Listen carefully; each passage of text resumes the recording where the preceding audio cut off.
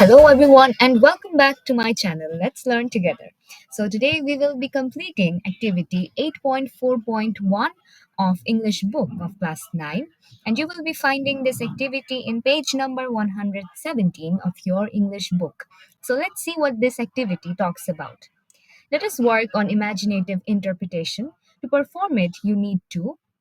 Okay, this means that they have given a task to you to basically evaluate your imagination. Interpretation means whatever things you have imagined in your mind so far, you have to interpretate it or you have to express it in words. Okay, so let's read these steps. At first, work in a group of six. That means you cannot do this work individually, you have to do this in groups. Then, select any poem from your Bangla and English textbooks. Okay, that means now after saying that you have to make a group of six people, then they're telling you that you have to choose a specific poem. Okay, this poem can be anything from your Bangla or English textbooks. Okay, so recently, as we have read this poem, that hope is the thing with feathers, so I think that the concept that we got from that poem is quite remembered like till now, as it's very recent. So I think it's better if we work with this one rather than the other options that are mentioned here. I mean, you can choose any of them as per your convenience, but I will go with Hope is the Thing with Feathers, this poem. Then the third step is now analyze the theme of imagination used in this poem. That means, look, hope is the thing with feathers. In this poem, they basically gave an arousal to your imagination to understand the nature of hope, the nature of hopefulness, okay, and how hope supports you in every situation, right? So the theme is that they compared it with a bird and with the nature of a bird, that how bird stays consistent, patient, and very it is able to face different adverse conditions and still it knows how to overcome those or how to tackle those. So this is the sort of theme or like the kind of imagination that was basically portrayed in this poem. And then you must discuss metaphors, images, and symbols used in this poem. That means this poem was a great example of metaphors, images, and symbols. Why? Because hope is the thing with feathers. The title itself demonstrates a metaphor because they are comparing hope with a bird. Right. So, and images, if they tell you about images, then you can say that by reading specific lines of the poem, that must have made you think about the situation, right? It helped you to kind of portray the images in your mind. Some situations where you can think that how hope or in the form of a bird is flying around in our mind, right? This sort of scenario you were able to imagine, right? So those are images. And symbols, symbol is again that hope is the thing with feathers, or hope has been compared with bird. So bird here symbolizes hope, right? So that is an example of symbol used in this poem. And then after this, express your personal reflections on. That means like after reading this poem or after completing these steps, they have told you to express your personal thoughts and opinions on this poem. And lastly, which poem is connected with you the most and why. That means that you have chosen this poem, right? So you must have felt sort of attracted to it. Now why is that? What is the thing that connects you or makes you feel relatable about this poem? You have to express that or you have to write that. Okay, now we can go and basically see the answers of step C to step F, because the like two steps before it are basically choosing, that you have to at first make a group and then you have to choose a poem. So there is nothing like answer like huge answering part. It's basically in the step C, D, E, and F. So now we can go and look at the answers. All right, so here, as you can see, I have provided you the answers of all these steps. So at first, your class teacher will make a group of six people, and then you have to select a poem. And as I said, that I like thought to go with the poem "Hope is the Thing with Feathers," as we have read it recently. So the concept is right now more vivid to our minds. It's going to be easier to grab the uh, actual things and write this do this whole activity. So look, in C number we were told to analyze the theme of imagination used in the poem. So here you can see that I have sort of explained the theme of imagination that has been demonstrated in this poem. It's kind of similar to the summary. Not the summary though, but it's kind of similar. So if you have watched my previous videos, then obviously you have seen the summary of this poem. So I think you will find these two things relatable.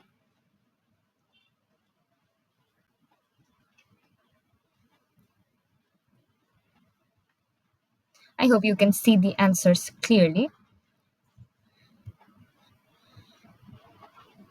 And I think that the text is clear enough, and I probably don't have to explain the things that much, because as we have already read this entire poem. So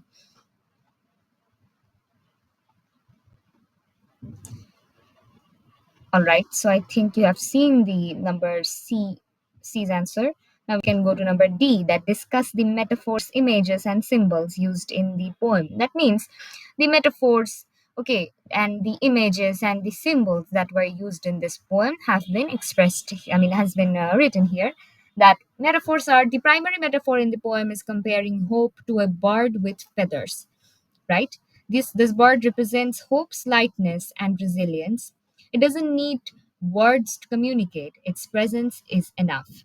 The metaphor suggests that hope lifts us up during difficult times, like a bird soaring high in the sky. That means hope, it's it's a feeling that doesn't need words to be conveyed, and the feeling itself is enough to give us peace or soothness, and it lifts us up. That means it gives us a spirit, or an inspiration or a motivation to stay erect in our life or in our work or whatever challenges we are facing, to overcome it at some point, just like a bird which soars high in the sky even during storms, right? And then images. The poem creates several vivid images, such as the bird perching in the soul, singing a tune without words, and being hard in the gale. These images help us see hope as something that is always present within us, no matter the circumstances. The image of a bird singing sweetly in a storm especially symbolizes how hope becomes even more powerful during difficult moments. So I think that this is very clear. The concept you will see, you will find it similar in most of these parts. So there is nothing to explain newly. You already know these things. Then symbols. The bird itself is a symbol of hope.